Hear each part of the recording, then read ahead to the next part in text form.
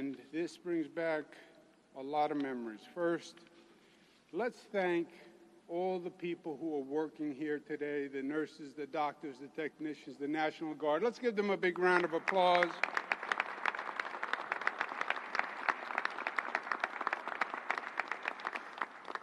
I'm pleased to be joined by Dr. Howard Zucker, our Health Commissioner for the state of New York. We have Reverend Gilbert Pickett. Pleasure to be with him. Mike Hopi, who works on the state emergency management and has been heading up this operation. Alan Steele, who runs the Javits Center. And this is a phenomenal convention center. But what Alan Steele has had to do over the past year, no convention center on the planet has ever done. Let's give him a round of applause.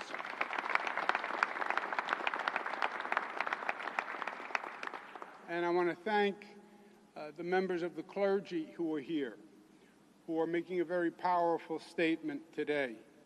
And let me acknowledge them myself out of respect. Reverend Cockfield, Bishop Calvin Rice, Reverend Johnny Green, Reverend Anthony Lowe, Reverend Renee Washington, Pastor Sean Gardner, Reverend Carl Warp, Minister Stanley Smith, Bishop Findlater, Pastor Duckett, Reverend Aker, Reverend Bolden, Minister Knight, Karina Aker, Reverend Byrd, Reverend Newton Rush, Reverend Williams, Reverend Carson, Reverend Trollinger, Pastor James Osai Kofi, Reverend Merriweather, Reverend Dr. Carl Washington, Jr. Let's give them a round of applause.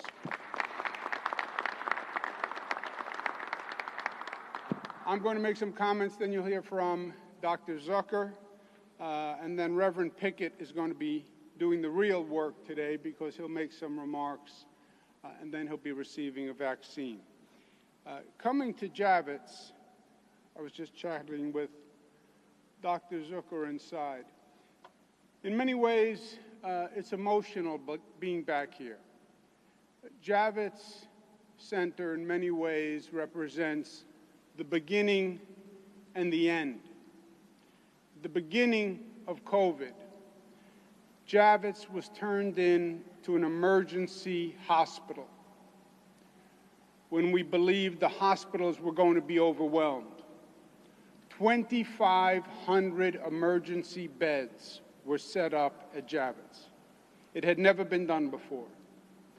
The entire floor was a sea of basically Army cots and partitions. 2,500, as far as you could see.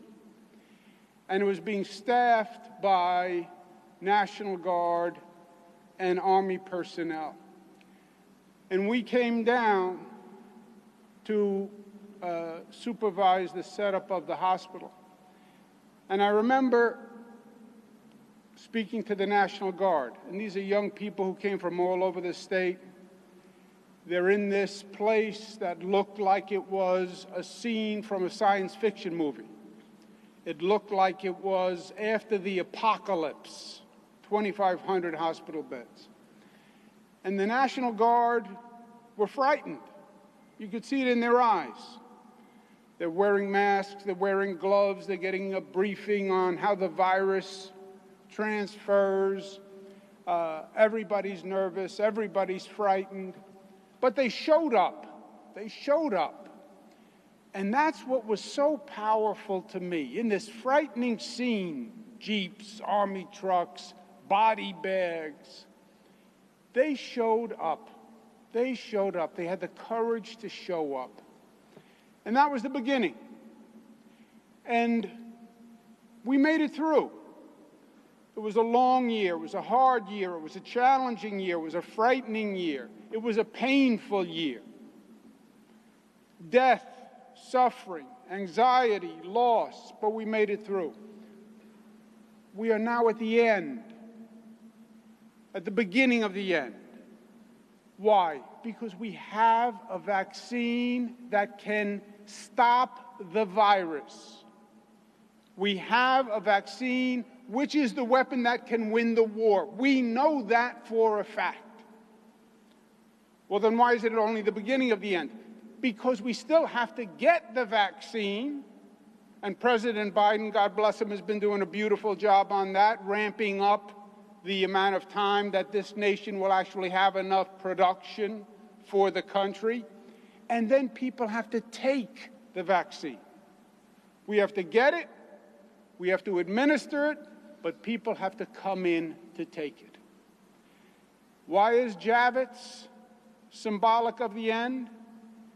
This center is a mass vaccination center, runs 24 hours a day. This weekend, the Javits Center did more vaccinations than any place in the United States of America. That's what we're doing here at Javits.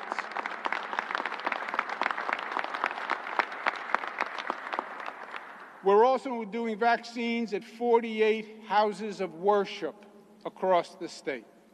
We're also announcing today another 10 new vaccination sites as the production from the federal government is increasing. So as we're getting more, we are ready to distribute more. But it has to be done fairly. It has to be done fairly. And we learned this lesson the hard way over the past year. COVID discriminated. 2 times as many blacks died as whites. 2 times as many blacks died as whites. Think about that. Black population had a higher infection rate. Black population had fewer COVID tests available. Black population had more comorbidities, more existing underlying conditions because there's a disparate healthcare system in this nation, and there are healthcare deserts, and there are communities that are left behind, and those people did not have the same level of healthcare, and they fell prey to COVID at a higher rate. That is the God's honest truth before all these pastors and clergy members today. So when it comes to the vaccine, let's correct that injustice that COVID has brought to this nation and this world. When we do this vaccine, let's make sure it's available to everyone, and let's make sure everyone is coming forward to take it. Now, it is not currently being distributed or accepted fairly. New York City, 53% of the population is white. 57% of the people who have been vaccinated are white. 53% of the population, 57% of those vaccinated. Black population, 27% of the people in New York City are black. Only 18% of the people vaccinated. Only 18% of the people vaccinated. Hispanic, 28% of the population, only 20% vaccinated. Asian population, 16% of the population, 23% of those vaccinated. The white population, the Asian population are getting vaccinated at a higher rate than their population. The black population, Hispanic population at a lower rate. Well, why is the question? We are making the vaccine available on an equitable basis in community centers, in public housing projects, in houses of worship, geographically all throughout the state. There is a hesitancy problem in the black community. Now, they call it hesitancy. I don't like that word hesitancy because it's a baloney word, hesitancy. It's not hesitancy. Call it what it is. It's a lack of trust. It's a lack of trust. The black community is saying, I don't trust the system that says it is safe. The black community is saying, too many times we've been told to trust the system, and the trust was broken. The black community is saying, do you remember the Tuskegee experiment? And now you're asking me to take the vaccine. The black community is saying, well, the Trump administration said it's safe. But I don't believe the Trump administration when they said it was safe. By the way, I am saying I didn't accept the Trump administration when they said it was safe. But here are the facts. We didn't accept the federal approval. We then brought together the best healthcare minds in the state of New York. They all reviewed the vaccine. They all said it was safe. Number one. Number two, I have no agenda besides representing the people of the state of New York. That's what I do. I don't represent or work for the politicians in Albany. I work for the people of the state. I am telling you, I have gone through the research. 5 million people have taken this vaccine. It is safe. I'm telling you, my mother, I recommended the vaccine to. I'm telling you, I am recommending my daughters, when they're available, to take the vaccine. I'm telling you that the leading black medical professionals in this country say take the vaccine. And the pastors who are here today, who have no other possible agenda, no other possible reason to mislead the black population, say take the vaccine. Clergy, pastors who are here today, they only work for one person. They only have one boss. Their boss would not take kindly to them misleading their congregation. When they say it is safe to take the vaccine, it is safe to take the vaccine. We now have Johnson & Johnson. One dose, much faster, much easier, and it's going to ramp up production. We'll make it available. We're doing it in this site faster and better than any place in the nation. But we need people to come forward. And we need the black population to come forward. And we need the Hispanic community to come forward. They have to go first.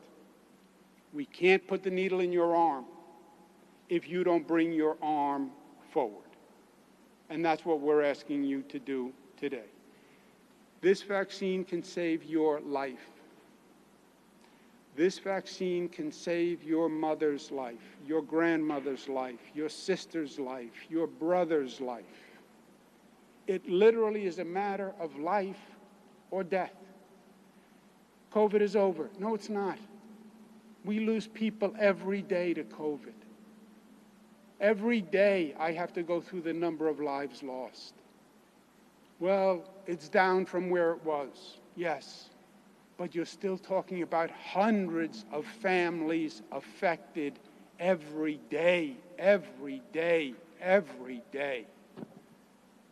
Save lives. Do what you can to save lives. Take the vaccine. Thank you for being with me today. Please welcome Dr. Howard Zucker.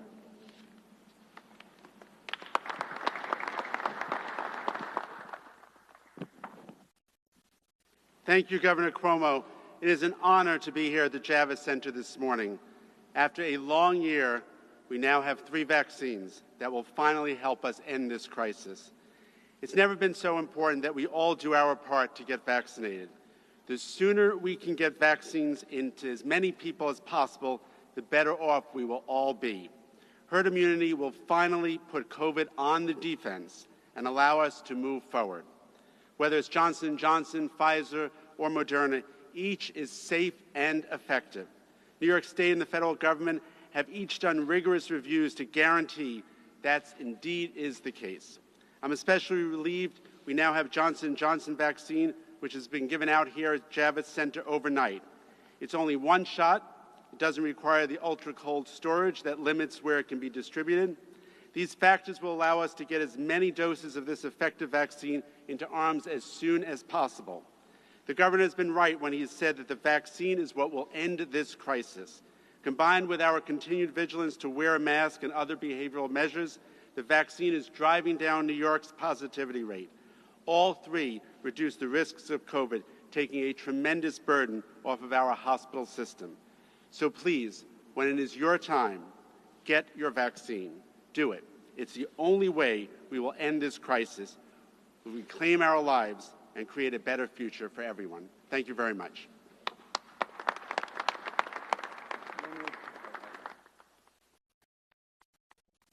Reverend Pickett. To our governor and to all the clergy who are here on today, it is a pleasure to be here as I am personally preparing to take the vaccine on today. Again, I want to acknowledge the clergy that the governor has named, and I especially want to recognize my president, the Reverend Dr. Carl Washington of Empire Baptist Missionary Convention. We stand here today united to encourage New Yorkers, especially those who are part of the Black and brown community, to take the vaccine today. Some of my colleagues have already taken the vaccine, and we are a living testament to the fact that it works and it is safe. The virus may be race blind, but it's not affecting anyone equally. It's hurting Black and brown communities disproportionately. So I want to thank the governor because he saw the need to get the vaccine to our communities. And he has not just ringing the alarms of us taking the vaccine for months, but he's been planning and acting to get way ahead of this for nearly a year. I encourage more houses of worship to take part in the governor's pop-up vaccinations, the drives, in order to get members out to be vaccinated in our communities.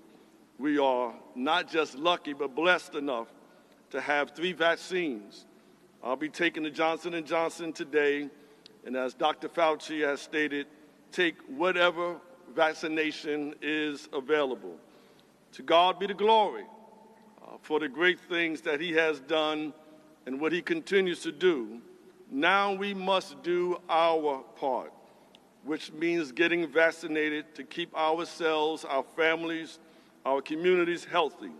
Otherwise, we risk the ongoing cycle of this virus rebounding and mutating. We need to stop this virus here and now. In these moments, we must remember the lessons of the community in which John spoke of in chapter number 15 of the gospel. I am the vine, you are the branches. If you remain in me and I in you, you will bear much fruit. Apart from me, you cannot do anything. The vaccine is safe, smart, and everyone should take it. And that's why, as a New Yorker and as a pastor, I am taking this vaccine today. Thank you, Governor.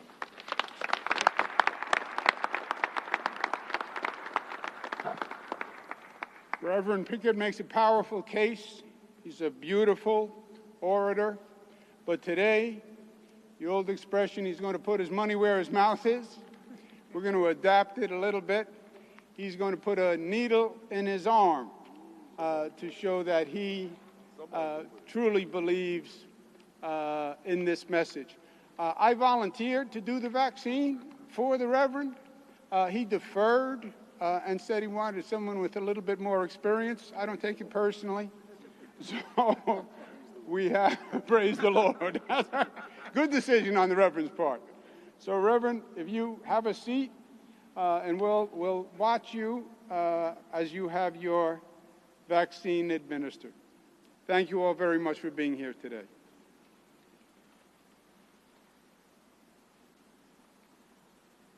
Be gentle now.